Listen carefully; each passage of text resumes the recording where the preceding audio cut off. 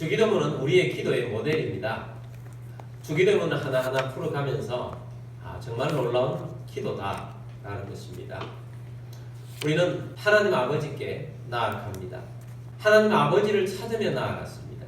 그리고 주기도문에서 우리에게 간구하라고 하십니다. 근데 우리가 기도라는 것은 간구하는 것인데 그 간구의 내용이 우리의 소원이라기보다 하나님께서 원하시는 소원을 먼저 아뢰기를 원하신다 하는 것입니다. 주기도문을 통해서 우리의 간구도 우선순위가 있구나 하는 것을 알게 되었습니다. 첫 번째 간구가 하나님의 이름이 거룩히 여김을 받으시오며 였습니다. 기도하는 우리들이 기도하면서 먼저 예배자가 되라는 것입니다. 하나님의 이름이 거룩하게 되기를 원합니다. 예배하며 기도하라는 거죠. 그리고 하나님의 이름이 우리에게뿐만 아니라 세상에 있는 모든 곳에서 하나님의 이름이 거룩히 여김을 받으시기를 원하는 그런 마음으로 먼저 기도하라라는 것입니다. 그리고 두 번째 간구가 오늘의 내용입니다. 오늘의 내용 굉장히 중요한 내용이라는 것을 오늘 말씀을 듣고 나면 깨닫게 될 것입니다. 두 번째 간구는 뭐냐? 나라가 임하시오며 라는 제목입니다. 무슨 나라이겠습니까? 세상의 나라를 말하는 것이 아닙니다. 하나님의 나라가 이 땅에 임하기를 원하는 기도를 드리라 라는 것입니다. 예수님께서 산상설교를 하시면서 먼저 그의 나라와 그의 의를 구하라 라고 말씀을 주셨습니다. 찬양도 있지 않습니까? 먼저 그 나라와 의를 구하라. 그 나라와 그 의를 그리하면 이 모든 것을 너희에게 더하시리라. 먼저 뭘 구하라고요? 그의 나라, 하나님의 나라와 하나님의 의를 구하라. 그리하면 이 모든 것, 너희가 원하고 너희가 바라는 모든 것들을 하나님께서 너희에게 더하여 주실 것이다. 약속해 주신 것입니다. 그래서 기도의 우선순위 제일 앞장서 있는 것이 하나님의 나라를 구하는 것입니다. 하나님의 나라를 구하는 이 내용을 가지고 오늘도 세 가지로 말씀을 드리고자 합니다. 첫 번째는 하나님의 나라가 무엇인가? 하나님의 나라는 간단합니다. 하나님의 나라는 하나님이 통치하시는 나라입니다. Kingdom of God, 하나님의 왕국을 말합니다. 하나님이 다스리는 나라, 그것이 하나님의 나라입니다. 하나님의 나라가 이 땅에 임하기를 원한다. 하나님께서 이 기도를 하라고 하신 것은 하나님이 이 땅에 하나님의 나라가 굉장히 크게 왕성하게 일어나기를 원하는 하나님의 뜻이 있기 때문입니다. 사울왕과 다윗왕의 차이는 바로 여기에서 있습니다. 사울왕은 하나님이 주신 권세를 가지고 자기의 왕국을 건설하기를 추구했죠. 다윗왕은 하나님이 주신 권세를 사용해서 하나님의 나라가 되도록, 이스라엘이 하나님의 나라가 되도록, 더 큰 하나님의 나라가 되도록 다윗은 추구했던 것입니다. 그래서 하나님께서는 다윗을 기뻐하셨던 것입니다. 그러면 오늘 우리들에게도 하나님이 원하시는 건 뭐냐? 우리에게 주신 각종 모든 것을 가지고 나의 왕국을 건설하는 것이 아니고 하나님의 나라를 건설하기 원하고 하나님의 나라가 임하기를 원하는 사람이 되기를 원하는 것이 하나님이 우리에게 원하시는 것입니다. 태초에 에덴 동산은 하나님의 나라였습니다. 완벽한 하나님의 나라였습니다. 하나님의 통치가 이루어지는 곳이었습니다.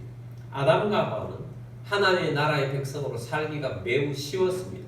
모든 것이 풍족했고요. 딱 한 가지만 조심하면 되었습니다. 선악을 알게 하는 나무의 과실만 먹지 않으면 되는 거예요. 단 한 가지였어요. 근데 아담과 하와는 그 쉬운 것을 하지 못했습니다. 사단의 말을 듣고 유혹에 빠져서 그 선악을 알게 하는 나무의 과실을 먹고 말았다는 사실입니다. 죄를 지은 거죠. 죄를 지으면 어떤 일이 일어나느냐? 죄를 지으면 사단이 합법적으로 우리의 삶을 주관할 수 있도록 빌미를 제공해 주는 것이고, 죄를 지으면 하나님과 우리 사이가 단절이 되고 사단이 가까워져서 사단이 역사하는 사단의 나라, 어둠의 나라로 들어가게 되는 엄청난 일이 생기게 된 것입니다. 그래서 아담과 하와는 하나님의 나라인 에덴 동산에 쫓겨나서 사단의 나라, 어둠의 나라 속에서 살게 된 것입니다. 사단은 도둑놈과 똑같습니다. 우리의 인생을 도둑질하고 죽이고 멸망시킵니다. 사단의 나라는 어둠의 나라라고 그랬습니다. 사단의 나라에 사는 것은 가시와 엉겅퀴가 가득한 곳에 사는 것입니다. 그래서 이 가시와 엉겅퀴 속에서 발부둥 치면서 먹고 살기 위해서 이 세상을 살아가는 것입니다. 뿐만 아닙니다. 늙고 병들고 죽습니다. 사단의 나라에 살면 어두운 가운데 사는 것입니다. 그리고 죄가 왕성합니다. 아담 때의 아들 가인이 대표되는 것은 무엇입니까? 살인이지 않습니까? 사단의 나라에는 어둠이 살인으로 나타났습니다. 또 노아 시대에는 음란함으로 나타났습니다. 모든 육체가 음란하게 됩니다. 육체가 되리라고 했어요. 또한 바벨탑 지을 때는 교만하고 하나님보다 더 높아지려는 그런 모습으로 나타난 것입니다. 소돔과 고모라로 대표되는 그러한 모습은 음란할 뿐만 아니라 폭력적인 그런 나라가 된 것입니다.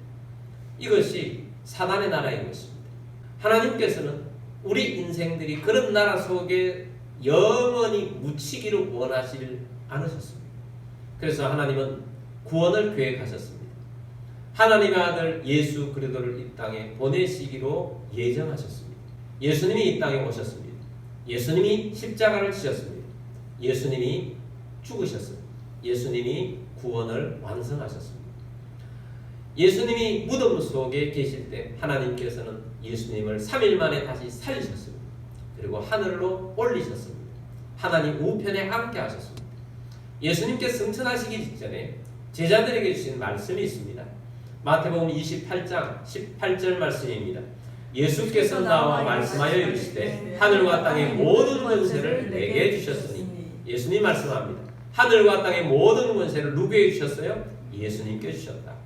그래서 지금은 예수님께서 하늘나라에서 하나님 우편에 계시면서 온 세상을 다스리고 계십니다.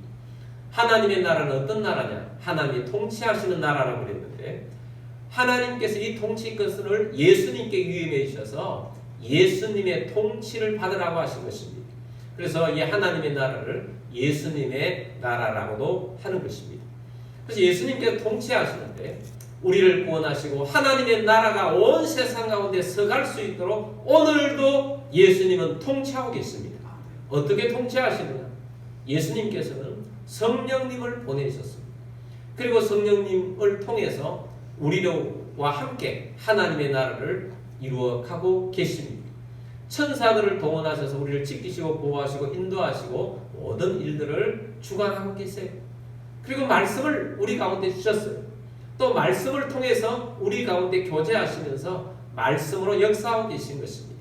그러므로 하나님의 나라의 통치가 이루어진다는 것은 우리가 하나님의 주시는 말씀, 예수님 주시는 말씀 가운데 살며 말씀에 순종하며 하나님의 나라를 이루어가는 삶을 사는 것입니다. 그래서 하나님의 소원은 이 땅 가운데 하나님의 나라가 완전하도록 계속 서가도록 하기를 원하시는 것입니다. 여러분, 하나님의 나라가 서가도록 계속 하나님의 나라가 임하도록 기도하는 우리들이 되기를 바랍니다. 두 번째, 하나님의 나라가 임하도록 기도해야 하는 이유가 뭔가? 왜 기도해야 하는가 하는 것입니다. 로마서 8장에 아주 재밌는 말씀을 기록해주고 있습니다. 로마서 8장 19절 말씀입니다. 피조물이 고대하는 바는 하나님의 아들들이 나타나는 것이니.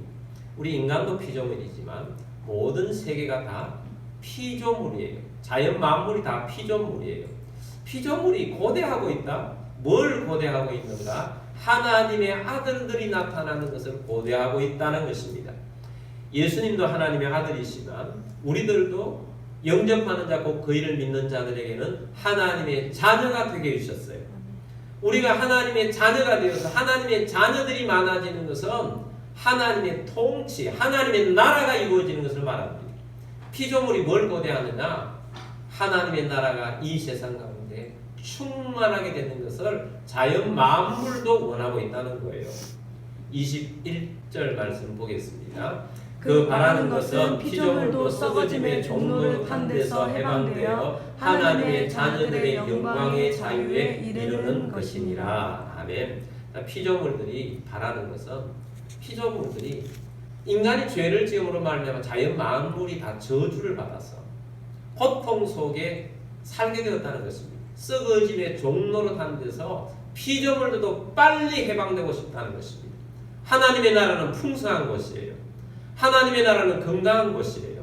하나님의 나라는 아름다운 것이에요. 근데 피조물들이 지금 하나님이 창조하신 이 세상이 지금 우리가 봐도 아름답긴 한데 하나님의 나라가 온전히 말 때는 진짜 어마어마한 일이 일어나기 때문에 하나님의 나라의 백성들이 하나님 백성답게 살아나는 그런 나라가 되어질 때 엄청난 풍성함이 온 세상 가운데 있기 때문에 피조물도 원한다는 거예요. 피조물도 이렇게 원하는데 그럼 우리 인간은 어떠냐? 우리 사람은 어떠냐? 세상에 있는 우리 인간들은 죄 가운데 살아가면서 얼마나 이 죄 때문에 고통하며 많은 저주가 들어있고 힘든 일들이 우리의 삶 가운데 들어와 있습니다. 그래서 우리는 예수님을 통하여서 하나님의 나라의 백성이 되고 하나님의 나라가 이 땅 가운데 역사될 때 놀라운 일이 일어나지만 그렇지 않은 나라는 정말 엄청난 저주 가운데 빠져 있다는 거예요. 로마서 1장 말씀에 보면 이 세상에 예수님이 오셔야 할 이유가 있는데 사람들이 하나님을 싫어해서 하나님께서 하나님을 싫어하는 그 마음, 그 사람들 상태대로 내버려 두었더니 어떤 일들이 일어나는가를 보여줘요. 첫 번째가 뭐냐 하면 우상숭배가 된다는 거예요. 첫 번째는 우상숭배고 두 번째를 보면서 깜짝 놀랐어요. 로마서 1장 27절 말씀 보겠습니다. 그와 같이 남자들도 순리대로 여자 성의를 버리고 서로 향하여 음욕이 부릴 듯하며 남자가 남자와 더불어 부끄러운 일을 행하여 그들의 그릇 때문에 상당한 보응을 그들 자신이 받았느니라. 자, 위의 말씀이 하나님을 버린 결과 우상숭배. 그 다음 두 번째가 동성애들. 오늘날 전 세계가 이 동성애 합법화를 시키는데 혈안이 되어 있습니다. 근데 우리는 동성애 합법화가 되면요 하나님의 말씀을 말씀대로 전할 수가 없는 거죠. 그래서 우리가 이 법이 통과되지 않도록 우리 그리스도인들이 힘을 쏟고 있는 것입니다. 자, 그 다음 나타난 죄가 도덕적인 죄요 사회적인 죄를 말합니다. 29절에서부터 32절까지 말씀을 우리 천천히 어떤 죄들이 있는가 읽어보도록 하겠습니다. 곧 모든 불의, 수악, 탐욕, 악의가 가득한 자요, 시기, 살인, 분쟁, 사기, 악독이 가득한 자요, 수군수군하는 자요, 비방하는 자요, 하나님께서 미워하시는 자요, 능욕하는 자요, 교만한 자요, 자랑하는 자요, 악을 도모하는 자요, 부모를 거역하는 자요, 우매한 자요, 배약하는 자요, 무정한 자요, 무자비한 자라. 그들이 이 같은 일을 행하는 자는 사형에 해당한다고 하나님께서 정하심을 알고도 자기들만 행할 뿐 아니라 또한 그런 일을 행하는 자들을 옳다 하느니라. 죄악된 세상, 어둠의 세상, 이 세상에 사회 도덕적으로 엄청난 죄들이 가득하다. 사회를 깊숙이 들어가 보면 볼수록 사회가 썩어 있구나. 사회가 판치고 있구나. 거짓이 왕노릇하고 있구나. 그런 것을 깨닫게 됩니다. 그럼 우리가 지금 이 시대에 조심해야 될 것들이 몇 가지가 있어요. 보이스피싱 조심해야 돼서 언제 어떤 순간에 걸릴지 몰라요. 기도하고 있는 같은 기도 멤버 목사님이 그런 이야기를 했어요. 교인 중에 한 분이 보이스피싱을 당했대요. 무려 2억 5,600만 원 당했다고. 이분이 홀로머니를 모시고 사는 60대이신데 보일러, 방수 이런 공사를 하시는 분인데 노후를 위해서 돈을 막 모았대요. 5군데 은행에다가 예치를 해놨다. 5군데 나눠서 사기를 안 당하려고. 근데 어느 날 보이스피싱을 당한 거예요. 어떻게 됐는지 모르지만 보이스피싱 당해서 그 은행을 일일이 다 찾아가지고 다 그곳에 송금을 했다고. 평생 모은 돈 다 날아가 버려요. 그러면서 목사님께 와가지고 목사님 11조를 안 해서 이렇게 벌 받았겠죠. 그러더라. 너무 늦은 후회죠. 늦은 후회. 어찌됐든 우리가 사기가 가득한 이 세상 속에서 보이스피싱 조심해야 하고, 또 다단계가 물건 파는 다단계는 좀 나아요. 그것도 안 좋지만 금융 다단계가 있어요. 한 구자 300만 원 넣어놓으면 이자를 매일매일 준다는 거예요. 많이 쏟습니다. 많이 쏟아요. 300만 원이 아니라 몇 천만 원, 몇 억, 수십억을 넣는 사람들이 있어요. 합법적으로 은행을 통해서 넣었던 투자했던 것들도 지난번 라임 사태라든지 옵티머 탁동이라든지 이런 것들도 당하지 않습니까? 또한 영적으로도 조심해야 합니다. 이단의 영을 조심해야 합니다. 그래서 우리는 이 분별력이 있어야 돼요. 사상적으로 조심해야 합니다. 공산주의에 쏘면 안 돼요. 공산주의 얼굴이 오늘날 여러 얼굴로 나타나겠어요. 한번 그걸 설교하고 싶어요. 여러 얼굴. 포스트 모더니즘에 쏘면 안 돼요. 종교다원주의에 쏘면 안 돼요.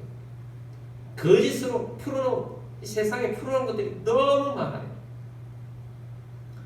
하나님께서는 그런 세상 속 이 어둠을 빛의 세상으로 바뀌를 원하시는 거죠. 하나님의 나라가 임하여서 빛의 나라가 되기를 원하시는 것입니다. 빛의 나라가 임하면 어둠은 빛의 속도로 사라지게 될 것입니다. 어둠이 폭망하게 될 것이다. 이런 사회가 달라져야, 하나님의 나라가 이루어져야, 하나님의 나라가 이 땅 가운데 가득하게 되면 사회도 밝은 사회가 돼요. 미국이라는 나라가 아름다운 나라잖아요. 이름 자체가 아름다운 나라잖아요. 처음부터 미국이라는 나라가 메이플라워를 타고 가신 분들이 건국했던 줄 알았더니 제가 공부를 해보니 그게 아니더라고요. 신대륙이 발견되고 나자 신대륙에 엄청난 금덩어리가 있다는 소문이 퍼져가지고 돈 좋아하는 사람들이, 사기꾼이든 뭐 강도든 도둑들이 막 엄청나게 북아메리카, 남아메리카 몰려가는 거예요. 그 중에 신앙의 자유를 찾아서 간 일부의 사람이 있었다라는 거예요. 그 당시에 이 신대륙은 무법천지였어요. 신앙의 자유를 찾아간 그분들, 하나님을 예배하고 그곳에 살기 위해서 법을 하나님의 성경에 위해서 법을 정비를 했어요. 그리고 거기에서 좋은 정치가 일어날 수 있도록 정치 조직을 만들었어요. 그러면서 이 선한 영향력이 점점 퍼진 거예요. 그리고 영국과 프랑스 이런 나라들과 싸워서 식민지 지배에서 벗어나고 대통령을 뽑고 이 대통령이 성령의 손을 얹고 취임을 하지 않습니까? 하나님의 법대로 통치하겠다고 하지 않습니까? 그래 하나님께서 복을 주신 거예요. 그래 아름다운 나라가 된 것입니다. 근데 사단은 끈질겨요. 그런 나라에도 불구하고 본래 폭력적인 것들이 없어지지 않아요. 그래서 마약이 제일 많이 하는 나라가 미국 아닙니까? 총기 사건으로 수많은 사람 한꺼번에 죽는 나라도 미국 아닙니까? 하나님의 나라가 강성할 때는 아름다운데 그렇지 않을 때는 힘들어요. 우리나라도 마찬가지. 우리나라가 하나님께서 기적을 베풀어 주셔서 전 세계가 주목하는 나라가 되었지 않습니까? 자세히 따져보면 하나님의 나라가 왕성하고 예수 이름이 높아지고 기도가 강렬했을 때 하나님께서 이 나라를 번성하게 해주셨습니다. 그런데 하나님의 나라의 백성들이 힘을 잃고 기도를 잃고 예배를 소홀히 여기고 믿음을 소홀히 여기고 하나님의 나라가 약화될 때 사회가 복잡해지고 어려워지고 사기꾼들이 많아지고 힘든 세상이 되어집니다. 성경의 원리와 똑같습니다. 그러므로 우리가 왜 하나님의 나라를 위해서 기도해야 하는가? 우리 자신들을 위해서도 있지만 사회가, 국가가, 세계가 하나님의 나라가 임할 때 아름다워지고 멋진 나라가 되어지는 것이고 우리와 우리 후손들이 그 아름다운 나라에서 살기 위해서라도 하나님의 나라가 임하도록 반드시 먼저 기도해야 하는 것입니다. 하나님의 나라가 임하도록 먼저 기도하는 우리들이 됩시다. 세 번째는 하나님의 나라가 임하도록 기도해야 해야 합니다. 하나님의 나라는 뭐라고 했죠? 하나님이 통치하시는 나라가 하나님의 나라다라고 말씀을 드렸습니다. 우리가 좋아하는 하나님의 이름이 있습니다. 임마누엘입니다. 하나님이 우리와 함께 하시다라는 뜻입니다. 하나님이 우리와 함께 하시다. 너무 좋잖아요. 하나님이 우리와 함께 하시다는 걸 너무 좋아합니다. 자, 예수님께서 하늘과 땅의 모든 권세를 가지시고 제자들에게 무엇을 할 것인지 말씀하셨어요. 가서 제자 삼으라고 하셨어요. 전도하고 제자 삼으라고 하신 다음에 마지막으로 주셨던 말씀이 마태복음 28장 20절 말씀입니다. 내가 너희에게 분부한 모든 것을 가르쳐 지키게 하라. 볼지어다 내가 세상 끝날까지 너희와 항상 함께 있으리라 하시니라. 아멘. 예수님께서 약속하셨어요. 가르쳐 지키게 하라. 내가 세상 끝날까지 너희와 항상 함께 있으리라. 예수님이 우리와 항상 함께 하시겠다는 것입니다. 임마누엘, 하나님 우리와 항상 함께 하십니다. 예수님 우리와 함께 하세요. 그런데 그로 끝나서는 안 돼요. 진정한 그리스도인들은 예수님도 우리와 함께 하지만 우리도 예수님과 함께 해야 돼요. 우리도 예수님과 동행해야 돼요. 예수님은 우리와 함께 하면서 예수님과 붙어있는 존재가 되어야 하는 것입니다. 그래서 예수님이 우리 안에, 우리가 예수님 안에 있는 존재가 되어야 하는 것이요. 예수님께서 제자들을 위해서 기도하시면서 이런 기도를 하셨어요. 요한복음 17장 21절 말씀입니다. 아버지여, 아버지께서 내 안에, 내가 아버지 안에 있는 것 같이 그들도 다 하나가 되어 우리 안에 있게 하사 세상으로 아버지께서 나를 보내신 것을 믿게 하옵소서. 아멘. 예수님께서 하나님 아버지께 기도하면서 아버지께서 내 안에 아버지께서 있는 것처럼 하나가 되어 있는 거죠. 그들도, 제자들도, 우리들도 다 하나가 되어서 우리 안에 있게 하옵소서. 하나님 안에 있게 하옵소서. 예수님 안에 있게 하옵소서. 하나님이 우리와 함께 하시고 예수님이 우리와 함께 하실 뿐만 아니라 우리도 하나님 안에 있고 예수님 안에 있어서 하나님의 나라의 통치를 받으며 그 안에 살기를 원하는 거죠. 그래서 우리가 예수님 안에 있을 때 우리를 보고 세상 사람들이 하나님을 믿는 역사들이 일어나게 하기를 예수님은 간절히 기도하고 있는 것입니다. 그래서 우리는 기도하면서 하나님의 나라가 우리 안에 있기를 기도해야 하는 것입니다. 그래서 우리가 하나님의 나라가 임하기를 원하는데 어디에 있기를 가장 먼저 기도해야 하느냐? 내 안에 하나님의 나라가 임하기를 기도해야 하는 것입니다. 여러분 안에 하나님의 나라가 임하기를 기도하는 여러분들이 되기를 원합니다. 그래서 내 안에 하나님의 나라가 이루어져. 이 말은 하나님께서 내 안에 계시고 예수님 내 안에 계시고 성령님 내 안에 계셔서 그 말씀하시는 대로 늘 순종하며 통치를 받으며 살아가는 주의 백성이 되기를 원하는 것입니다. 그래서 우리가 내 안에 하나님의 나라의 통치가 이루어지게 되기를 원합니다 하는 그런 마음으로 계속해서 기도하며 나아가는 우리 모두가 됩시다. 그리고 어디에 또 하나님의 나라가 임하기를 기도해야 되겠습니까? 우리의 가정에 하나님의 나라가 임하기를 기도해야 합니다. 살아가면서 더 중요하게 여기지는 것은 가족들입니다. 가족이 얼마나 귀한 존재들입니까? 가족 하나 구성은 모두가 하나님의 나라의 온전한 백성이 되어서 가정에 하나님의 나라가 이루어지는 것. 가정에 하나님의 나라가 이루어지면 많은 문제들이 해결됩니다. 여러분, 우리가 살면서 가장 고심하고 괴로워하는 것들 중에 하나가 가정 안에서 일어나는 일 때문 아닙니까? 가정이 하나님의 나라가 임하도록 기도하는 여러분들이 되기를 바랍니다. 그리고 또 어디에 하나님의 나라가 임해야겠습니까? 교회에 하나님의 나라가 임해야 합니다. 교회와 하나님의 나라가 동일시하는 경향이 있습니다.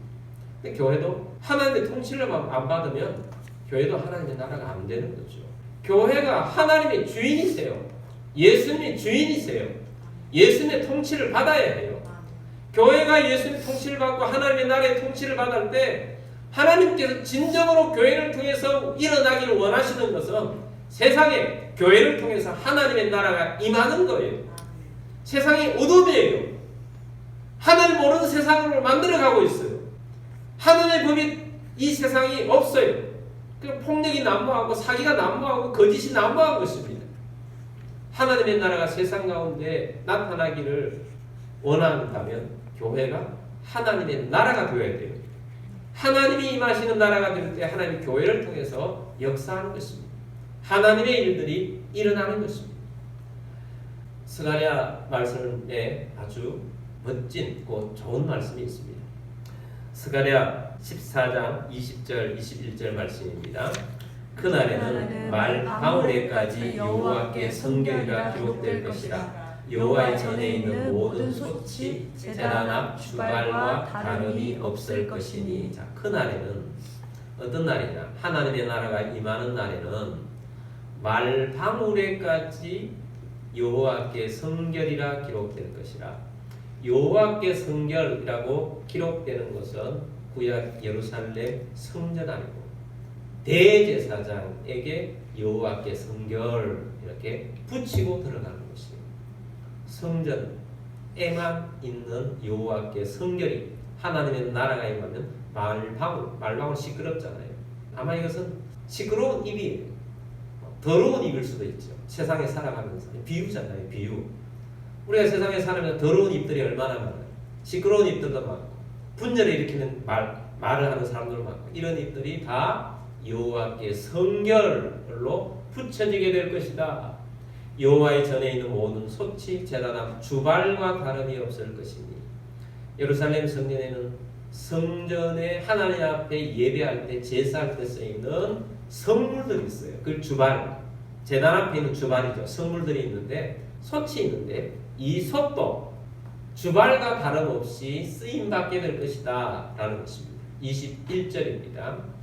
예루살렘과 유다의 모든 솥이 만군의 여호와의 성물이 될 것인즉 제사 드리는 자가 와서 이 솥을 가져다가 그것으로 고기를 삶으리라. 그날에는 만군의 여호와의 전에 가나안 사람이 다시 있지 아니하리라. 아멘. 자, 성전에 있는 솥뿐만 아니고 예루살렘과 유다 나라에 있는 모든 솥이 만군의 여호와의 성물이 될 것이다. 이 솥 쪽에는 깨진 솥도 있을 수도 있고 겨우 쓸 수밖에 없는 그런 솥도 있을 것인데 성결하게 쓰여진다는 거예요. 그날 하나님의 나라가 임하는. 그래서 제사 드린 자가 와서 이 솥을 가져다가 그것으로 성물 고기를 삶으리라. 성물 하나님의 제사할 것을 만들어 가리라 라는 것입니다. 뭘 말하느냐? 하나님의 나라가 임하면 하찮은 존재도 귀하게 쓰신다. 성스럽게 쓰신다 라는 것입니다. 여러분, 우리가 스스로 생각할 때에 나는 하찮은 존재다. 나는 보잘것없는 존재다. 그렇게 여길 수 있어요. 여러분, 그렇다 할지라도 하나님의 나라에 들어오면 하나님께서 거룩하게 쓰십니다. 성결하게 썼어요. 송명희 시인이라고 있습니다. 이분은 태어나서 뇌성마비가 되었고 보통 뇌성마비는 아니고 머리부터 발끝까지 전신마비가 되는 환자였습니다. 그런데 이분이 얼마나 아름다운 시들을 많이 지었는지 그 시들로 찬양, 복음성고가 200곡 이상 지어졌어요. 얼마나 아름다운 찬양들이 많은지 몰라. 이 찬양을 딱 들으면 그분 시여서 유명한데 라고 할 수 있는 곡이 있어요. 나라는 찬양입니다. 우리 한번 이 찬양을 불러보도록 하겠습니다.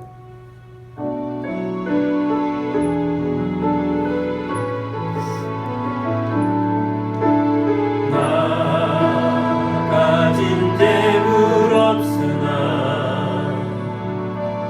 나 남이 가진 지식 없으나 나 남에게 있는 건강이 있지 않으나 나 남이 없는 거 있으니 나 남이 못 본 것을 보았고 나 남이 듣지 못한 음성 들었고 나 남이 받지 못한 사랑 받았고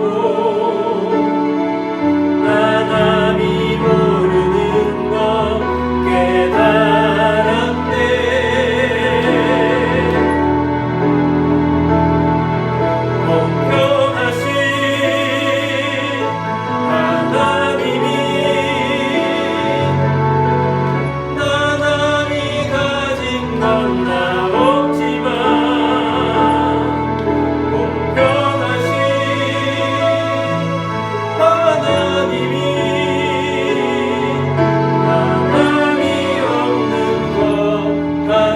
하셨네. 아멘. 얼마나 아름다운 시를 지었고 찬양했어요. 제가 대구에 있을 때 이분을 우리 집회에 초대를 한 적이 있습니다. 대구역에 마중을 나갔는데 어머니와 함께 오셨더라고요. 대구역은 기차역에서 내려서 올라오는 계단이 좀 가파르고 굉장히 깁니다. 내려오는 것은 훨씬 더 길어요. 마중을 나갔더니 어머니가 이 송명희 씨를 업고 올라와 계신 거예요. 다시 내려가야 되잖아요. 제가 업겠습니다 하고 업었는데 보통 사람 업는 것은 아무것도 아니에요. 그렇게 힘들 줄 몰랐어요. 목을 조르고 몸을 확 쪼는데 내려갈 수가 없을 정도예요. 겨우 내려왔어요. 불러서 안 된 게 정말 감사할 일이에요. 이분이 그 집회에 오셔서 그 시간을 들었더니 마이크를 잡고 전하는 메시지는 예수 믿으세요거든요. 근데 예수 이 단어 하나 하는데 1분이 걸린다고 생각이 될 정도예요. 체감상. 비틀어지고 예자 하나 말하는데 몸이 비틀어지고 입이 비틀어져서 말이 안 나와요. 예. 믿으세요.